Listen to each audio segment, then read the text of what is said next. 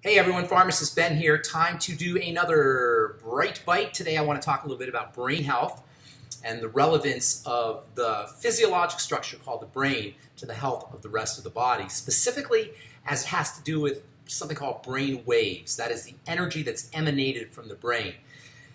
Unbelievably, the brain, which is basically this 3-pound gooey, fatty structure, has an ability to conduct electrical energy. This electrical energy is emanated forward out of the brain in waves, just like waves in the ocean. Waves of electrical energy come out of the brain. Now, the waves that come out of the brain come out in different frequencies. That is basically different speeds. You could say you have a super fast brain frequency, you have a less fast brain frequency, you have a slower still brain frequency, and you have a slowest brain frequency. The fastest moving brain waves, the highest frequency brain waves, are called beta waves.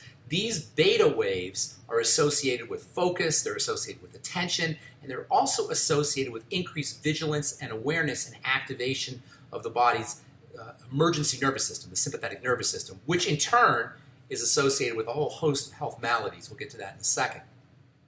The second frequency, the second highest frequency brain wave is called alpha waves. Alpha waves are associated with the hypnotic state.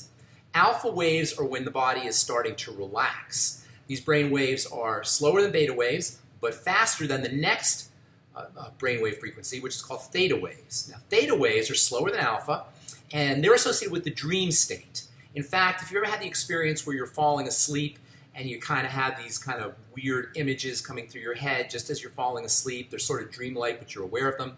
That's the theta state, and you can access that theta state in deep meditation, as, by the way, you can the alpha state. Both the alpha state and the theta state are associated with activation of the parasympathetic nervous system. The beta brainwaves are associated with activation of the focusing and attention and vigilance and awareness and defensive nervous system, that is the sympathetic nervous system, which in turn is associated with health challenges.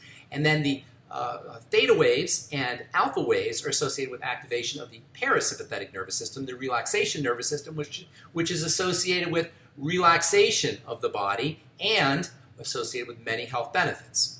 The last brainwave state is the slowest of the brainwave states, the major brainwave states, I should say. There's some other strange brainwave states, but the slowest of the most common brainwave states is called the delta state.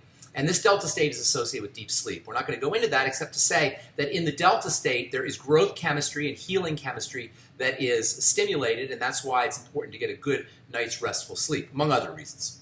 So let's talk about the beta state and the alpha and theta state.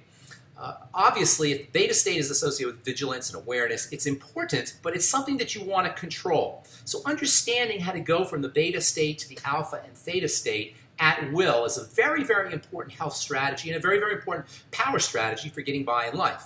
The beta state is turned on by close focus, by narrow focus. When you're looking at a newscaster or looking at me on TV or on the computer screen, your body's going into beta state. When you're driving and you're focusing on the car ahead of you, that's the beta state. When you're problem solving, that's the beta state. When you're thinking a lot, that's the beta state. These kinds of phenomena if we're not in control of them, can be very unpleasant. A lot of people complain that they think too much. That's a sign of excessive beta brainwave activity. And remember, this is associated, excessive beta brainwave activity is associated with health challenges like hypertension and clotting blood and infertility and sexual libido issues and problems thinking creatively. A whole slew of health challenges are associated with excessive sympathetic activity, which in turn is associated or linked to excessive beta brainwave activity. The alpha and theta state are associated with the relaxation response. The parasympathetic nervous system is activated by the alpha, or associated with activation of alpha and theta brainwave frequencies. So if the sympathetic nervous system is associated with the body's immune system being activated, the inflammatory system being activated, or I should say actually the immune system being suppressed, but the inflammatory system the inflammatory system is also suppressed, but over the course of time, as we maintain this beta state, the suppression of the immune system, suppression of the inflammatory system can come with a whole host of health problems, including ultimately cancer. So excessive beta activity means illness, disease, activation of the emergency response system, activation of the theta and the alpha brainwave state are associated with the relaxation response, with the parasympathetic nervous system. Basically, we want to learn how to go from beta to alpha and theta at will. So I'm going to give you a couple ideas of how to do that. One way, as we said earlier, closed focus or narrow focus is associated with the beta brainwave state. Looking out of the periphery is associated with the alpha and theta state. So just simply looking out of the periphery of your eyes, you can notice it if you're doing it. You can try it while you're looking at this computer screen. Try to look out of the sides of your eyes rather than focusing in the middle, and you'll find that you're starting to relax. Another really great way to go move from the beta state to the alpha state is to focus on the body. Now, on our last video, we talked about the importance of focusing on your audience if you're public speaking, or focusing on your environment if you're in the world, rather than being self-conscious. This is a little bit different because you don't want to be self-conscious of your ego or of your personality, but you want to be conscious of your body, and you want to be conscious of your heartbeat. You want to be conscious of your breath. You want to be conscious of your various body parts. Right now, as we're apparently sitting still or standing still, our body is in this constant dynamic motion. There's all kinds of stuff happening in your intestines, in your spleen, in your lungs, in your circulatory system. Paying attention, or at least focusing on those areas in the body, or even just focusing on having a body, or focusing on your hands, or focusing on your feet, or focusing on any component of the body, the face, the scalp, that will automatically tend to get you into the alpha state or the theta state. And you can use this if you're trying to fall asleep. One of the most unpleasant areas of life where the beta state interferes with joie de vivre, or joy of life, is when we're trying to fall asleep. If we are in excessive beta activity, remember the beta activity, excessive beta activity turns on the sympathetic nervous system, we're going to have a hard time falling asleep. So at night, if you can't fall asleep, if you have insomnia, or if you get up in the middle of the night and you wake up and you can't go back to sleep, focus on the body, focus on the breath, focus on your body parts, focus on the circulatory system, focus on sounds. These will all tend to get you into the alpha and then the theta state.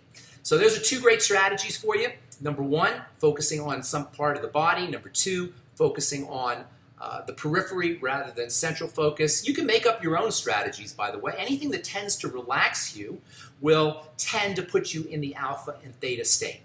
All right, so beta, it's important, obviously, because we have to focus and we got to live our lives. We got to be vigilant and aware of our surroundings, but excessive beta activity is something you want to be careful of. Learning to move from beta into alpha and theta at will, or vice versa, I suppose, going from the relaxation state to the aware state. Learning how to manipulate these brainwave states at will is a very, very important and functional part of good health.